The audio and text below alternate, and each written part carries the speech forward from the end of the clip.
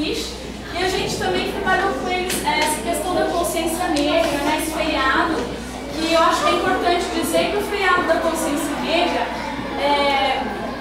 marca um momento histórico muito importante aqui no Brasil, um momento da gente parar e pensar sobre esse momento histórico que foi o fim da escravidão. Independente da cor da pele, é um momento histórico que representa o Brasil. Então, como brasileiro, a gente precisa ficar bem consciente disso e passar para as nossas crianças também, para os nossos alunos. Então, é isso aí.